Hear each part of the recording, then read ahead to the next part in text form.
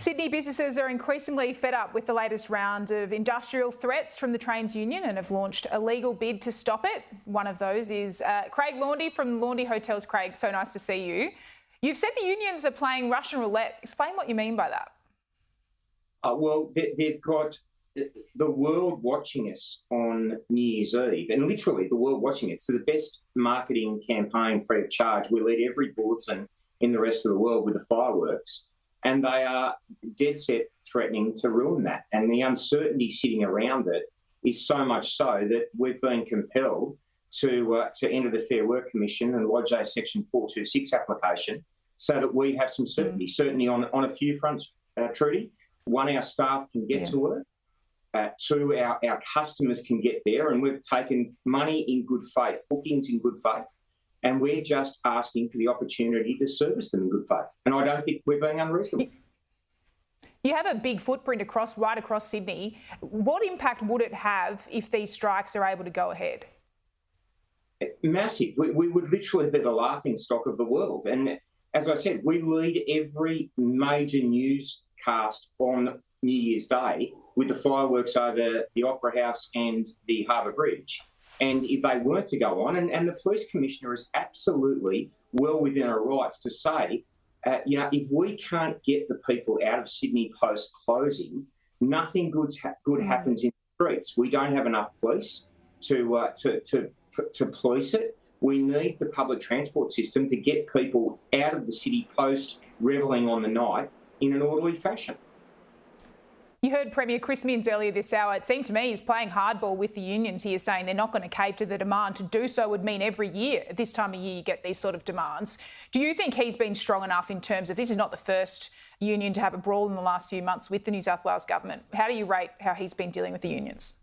Trudy, as you know, I'm not on his political side of the fence. I'm a card-carrying Liberal Party. However, he's been outstanding. Him and his team have been outstanding. They're staring this down. You've got some bloke that no one knows. You couldn't pick the boss of this union out in a lineup. No one in New South Wales could. And they're using this opportunity to make an ambered claim, and he's held firm. The question I've got for Murray Watt, and I think his surname is quite appropriate, is where are you? What are you doing? I mean, why would you let Chris Minns and his team do this alone? You are talking about a marketing event for the country across the rest of the world. If ever there was a chance for the federal government to get involved, it would be here. They should be joining Chris Minns and his team and us as businesses in the CBD of Sydney and staring these people down against their ambered claim. 32% pay increase over the next 4 years. I mean, fair income. Are you serious?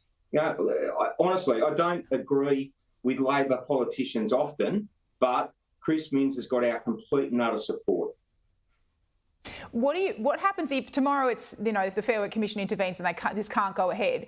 What about that level of uncertainty? As you say, if you're living in Sydney, how do you know whether you can get a train in the next couple of days? It's unclear. What does that do to your businesses? Trudy, the risk we run is not just the uncertainty around people being able to get there, but also staff.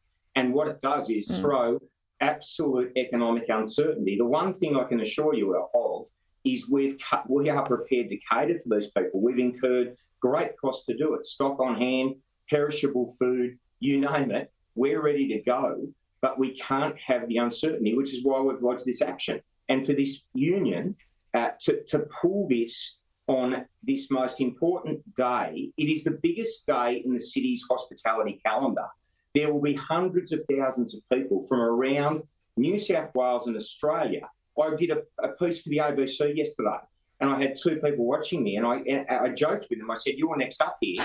They were from the UK. They come here, amongst other things, to Australia, and they were sitting there saying, "Are they really going to do this?" I mean, this hurts our standing on the world stage. They have massively overplayed their hand, and Chris Minns and his team are calling them out, as are Trudy businesses like ours throughout New South Wales.